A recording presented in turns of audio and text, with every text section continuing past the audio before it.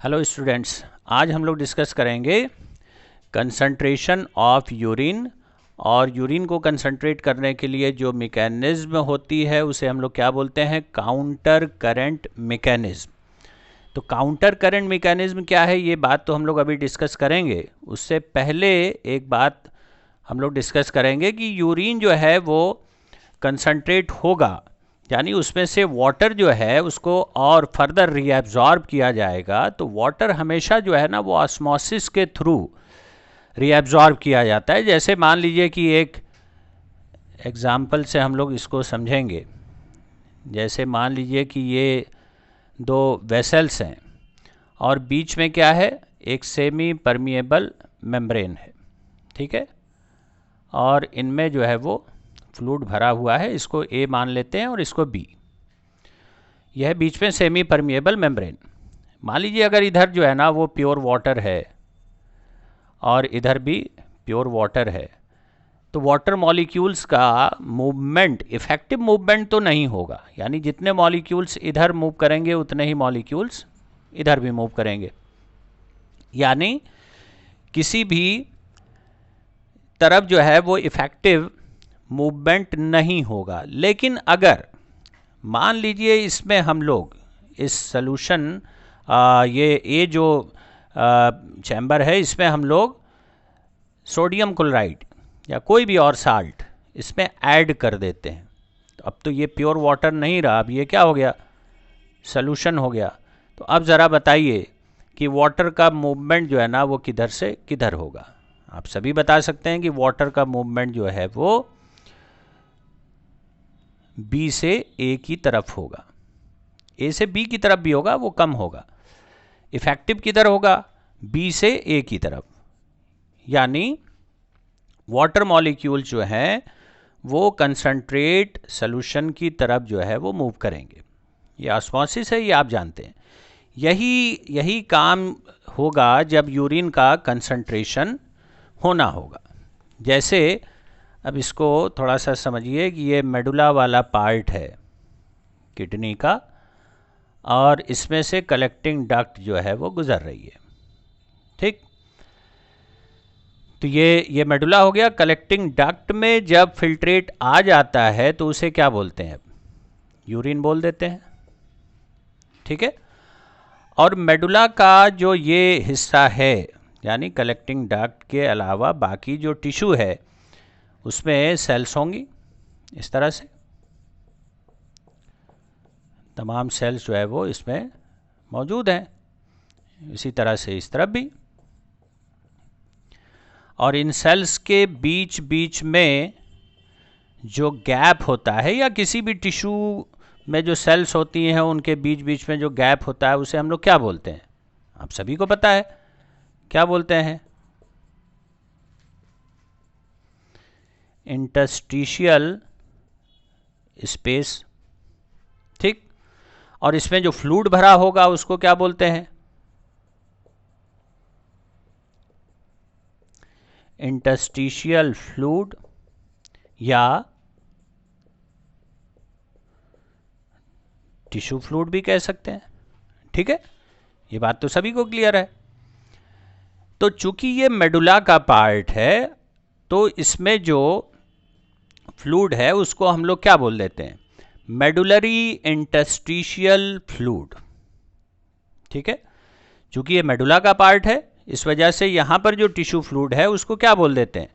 Interstitial fluid तो है ही ये, इसको फिर और क्या नाम दे देते हैं? मेडुलरी इंटरस्टिशियल फ्लूइड, या और क्या कह देते हैं? Medullary interstitium.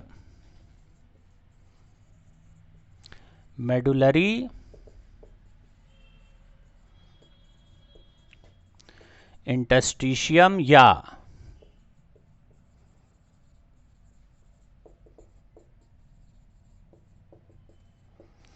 Medullary interstitial fluid, ठीक है। तो अब जरा देखिए, यूरिन इसमें से गुजर रहा है। अगर मेडुलरी इंटरस्टिशियल फ्लूइड जो है, मेडुलरी इंटरस्टिशियल फ्लूइड कहाँ है ये अब आपको बात समझ में आ गई होगी।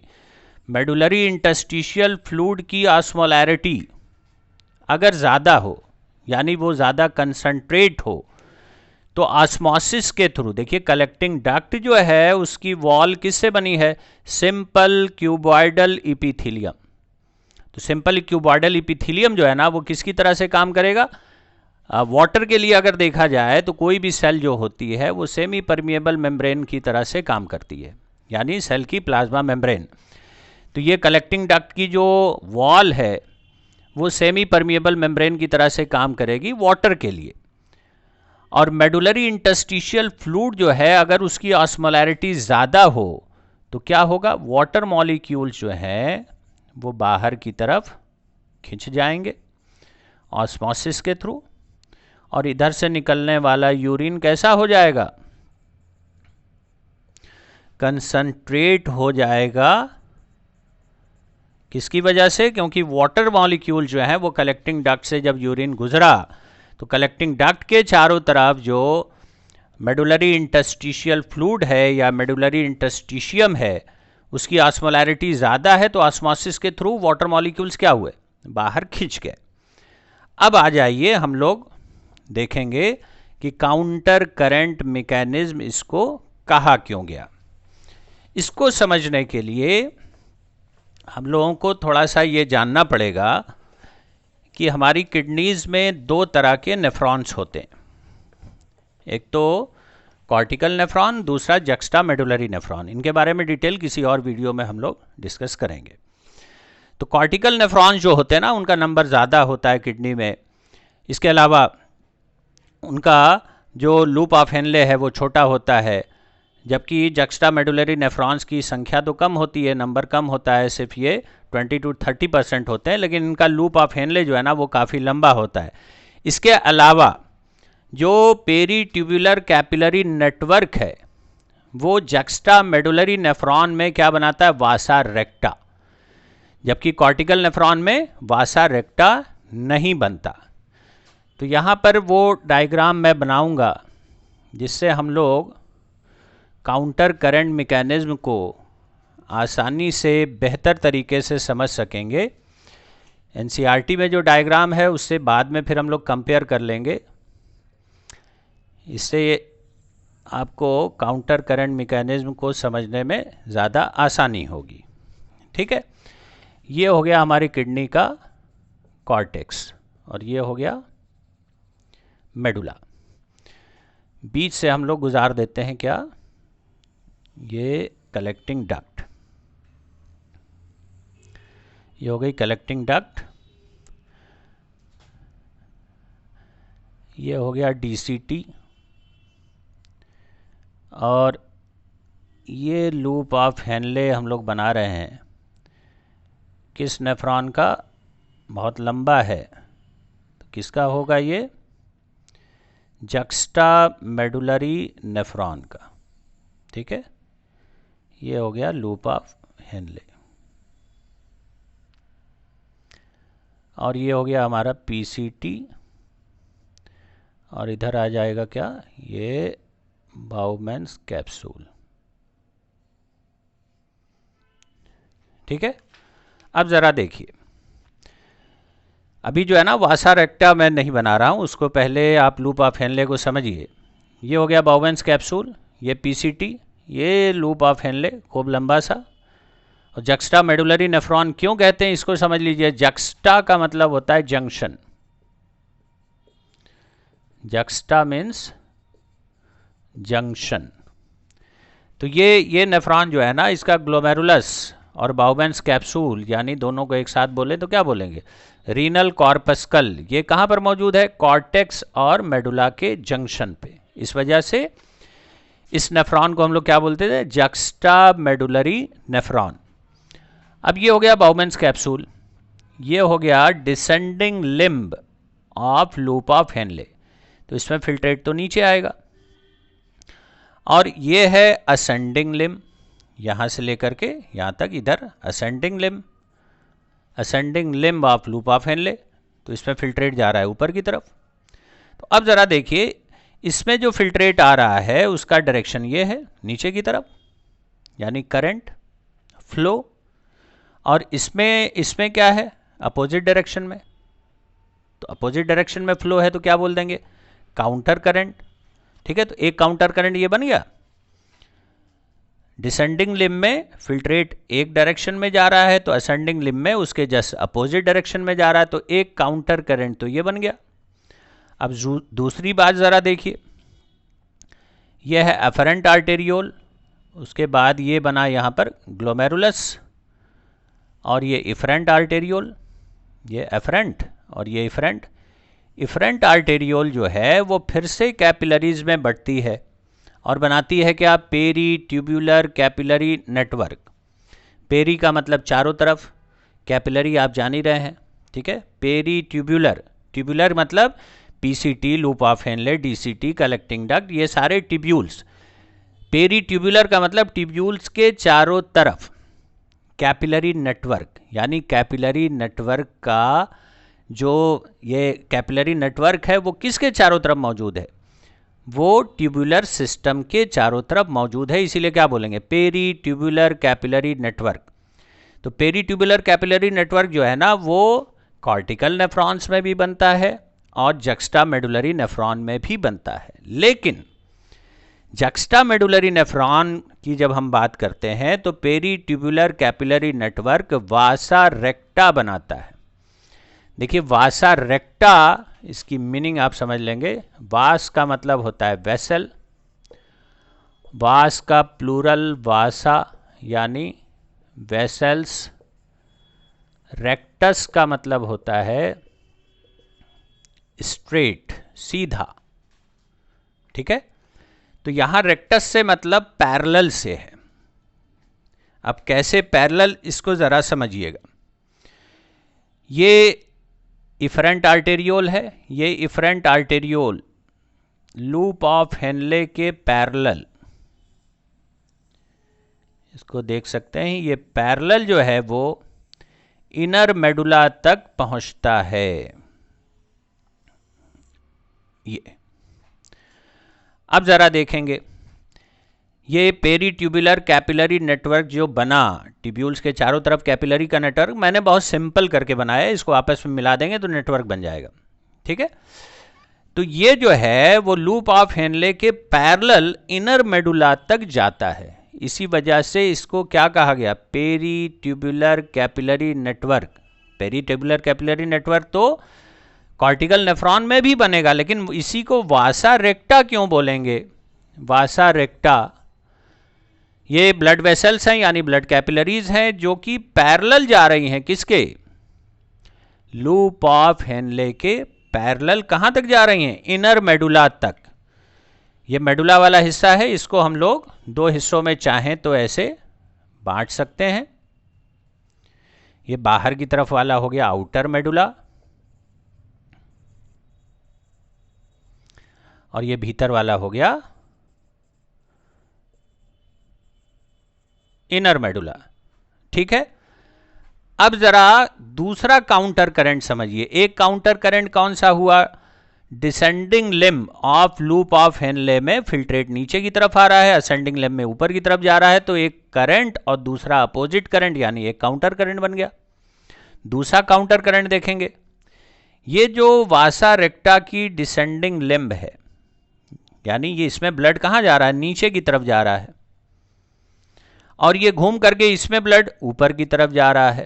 तो यहां पर भी क्या बन रहा है, एक ब्लड का करंट तो दूसरा अपोजिट करंट, क्या बोल देंगे, काउंटर करंट। तो दो काउंटर करंट्स हो गए। तो यही तो एनसीईआरटी में मेंशन किया गया है कि दो काउंटर करंट्स हैं और पिक्यूलियर अरेंजमेंट है किसके किसके बीच, वासा रेक्टा और जक्स्टा मेडुलरी नेफ्रॉन जो है उनमें जो पिक्यूलियर अरेंजमेंट है उसकी वजह से यूरिन का कंसंट्रेशन होता है। अब जरा इसको समझेंगे कैसे होता है। तो दो काउंटर करंट्स हैं, ये बात क्लियर हो गई। अब जो है वो एक्टिव मूवमेंट होता है किसका, सोडियम क्लोराइड का। कहां से, ascending limb of loop of Henle to descending limb of vasa recta. यह है सोडियम क्लोराइड। सोडियम क्लोराइड का मूवमेंट कहां से कहां हुआ, ascending limb of loop of Henle to descending limb of vasa recta. Vasa recta की descending limb में blood आ रहा है नीचे की तरफ, यानी इनर मेडुला की तरफ, और ये सोडियम क्लोराइड को लेकर के इनर मेडुला में आ जाएगा और फिर ये कहाँ से बाहर निकलेगा। यानी अभी तो सोडियम क्लोराइड कहाँ है, ब्लड में है, तो ये बाहर कैसे निकलेगा, ये ascending limb of ascending limb of vasa रेक्टा से मेडुलरी इंटस्टिशियम में सोडियम क्लोराइड बाहर निकलेगा। ठीक, इसी तरह से एडीएच के प्रभाव की वजह से इनर मेडुला से थोड़ा यूरिया भी कलेक्टिंग डक्ट से बाहर निकल आता है। कहाँ, मेडुलरी इंटस्टिशियल फ्लूइड में या मेडुलरी इंटस्टिशियम में। ठीक है, अब देखिए सोडियम क्लोराइड यहाँ लगातार जो है वो रिलीज हो रहा है। सोडियम क्लोराइड यहाँ लगातार रिलीज होगा मेडुलरी इंटस्टिशियल फ्लूइड में, तो डिफ्यूज होगा। किधर डिफ्यूज होगा, उस तरफ जिधर कंसंट्रेशन कम है। तो इधर ज़्यादा कंसंट्रेशन है सोडियम क्लोराइड का, तो ये आउटर मेडुला की तरफ डिफ्यूज होगा। तो डिफ्यूज होने की वजह से क्या होगा, एक ग्रेडियंट क्रिएट हो जाएगा। यहां कंसंट्रेशन, इस जगह पर कंसंट्रेशन मैक्सिमम होगा 1200 मिली ऑस्मॉल पर लीटर। ये वो कंडीशन है जब मैक्सिमम कंसंट्रेशन यूरिन का किया जा रहा है तब। और जैसे जैसे हम लोग आउटर मेडुला की तरफ बढ़ेंगे वैसे वैसे कंसंट्रेशन क्या होता जाएगा, कम होता जाएगा। जैसे यहाँ 1000 हो गया, यहाँ 900, यहाँ 800, यहाँ 700, इसी तरह से 600, 500, 400, 300 मिली ऑस्मॉल पर लीटर। यानी कॉर्टेक्स तक पहुँचते पहुँचते कंसंट्रेशन कितना हो जाता है, 300 मिली ऑस्मॉल पर लीटर, जो कि ब्लड प्लाज्मा के इक्विवेलेंट है। अब ज़रा देखिए, ये ग्रेडियंट जो क्रिएट हो गया, इसकी वजह से डीसीटी में जब फिल्ट्रेट है तो ये ब्लड प्लाज्मा के आइसोटोनिक होता है। यानी यहाँ पर ऑस्मोलैरिटी कितनी होती है, 300 मिली ऑस्मॉल पर लीटर। यही आएगा कलेक्टिंग डक्ट में, यही फिल्ट्रेट कहाँ पहुँचेगा, कलेक्टिंग डक्ट में। और कलेक्टिंग डक्ट से जब यहाँ नीचे गुजरना शुरू होगा तो इसके चारों तरफ जो ऑस्मोलैरिटी है वो थोड़ी ज़्यादा होगी, तो थोड़ा सा वाटर जो है वो बाहर निकल आएगा। तो यूरिन थोड़ा गाढ़ा हो गया। लेकिन जब यूरिन थोड़ा और आगे बढ़ा तो इसके चारों तरफ जो ईसीएफ मौजूद है उसकी ऑस्मोलैरिटी थोड़ा सा और ज़्यादा है, थोड़ा और वाटर निकल जाएगा। यूरिन और गाढ़ा हो गया, थोड़ा यूरिन और आगे बढ़ा तो चारों तरफ की, यानी कलेक्टिंग डक्ट के चारों तरफ जो मेडुलरी इंटस्टिशियल फ्लूइड है उसकी ऑस्मोलैरिटी थोड़ा और ज़्यादा है, थोड़ा और वाटर निकल जाएगा। इसी तरह से स्टेप बाय स्टेप वाटर जो है वो निकलता रहेगा। और इधर से जब फाइनली यूरिन निकलेगा तो इसकी ऑस्मोलैरिटी 1200 मिली ऑस्मॉल पर लीटर, जो कि मैक्सिमम कंसंट्रेशन है यूरिन का, वो हो जाएगी।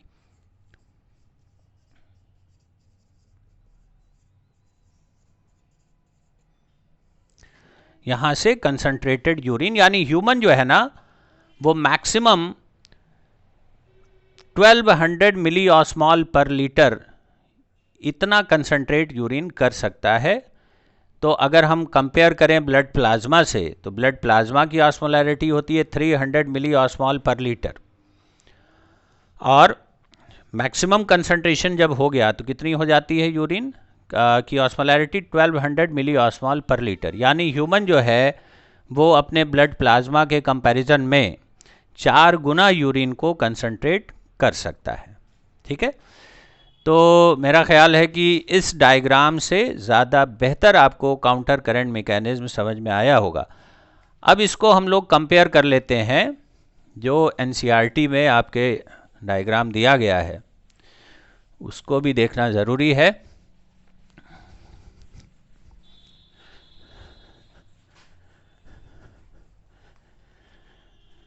तो अब ज़रा देखिएगा, ये हो गई कलेक्टिंग डक्ट,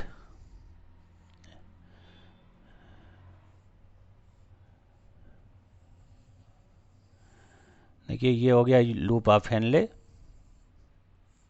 ठीक।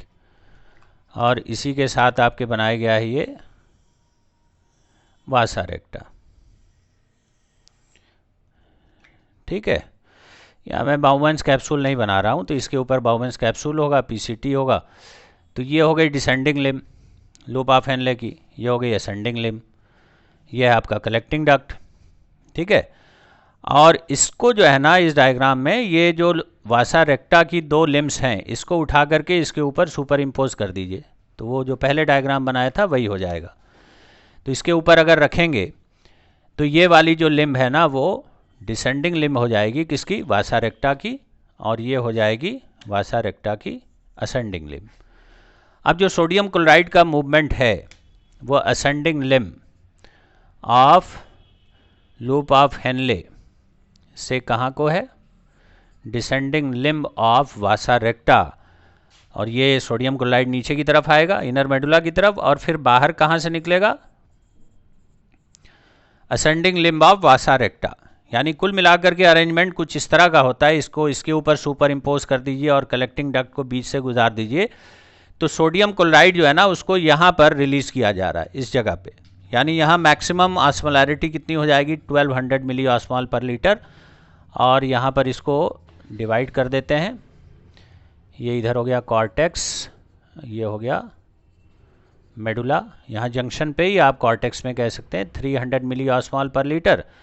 यहाँ ग्रेजुअली जो है वो बढ़ता चला जाएगा।